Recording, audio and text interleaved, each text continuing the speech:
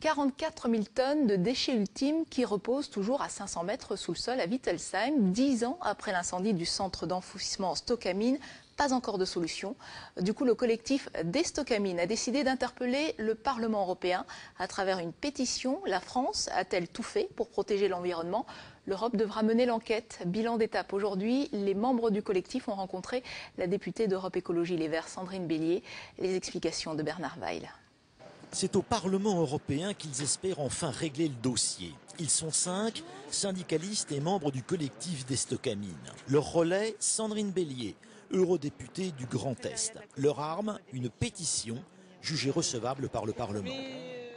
Au sein du Parlement européen, nous allons tenter de faire une aimable pression politique sur l'État français pour ne pas avoir à recourir à la Cour de justice de l'Union européenne et au pouvoir judiciaire et que la France soit sanctionnée pour non-respect du droit européen. Le risque pour la France, ce serait d'avoir enfreint les directives européennes, car désormais, le dossier s'apparente à une véritable enquête instruite par la Commission européenne. Une procédure complexe, mais finalement assez rapide dans le temps.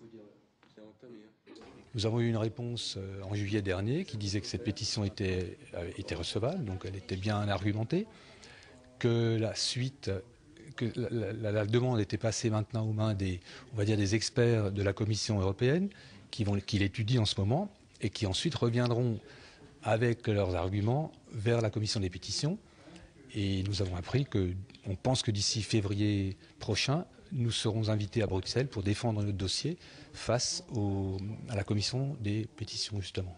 D'ici février, le collectif continuera ses démarches au niveau local et national, avec pour objectif le déstockage du site.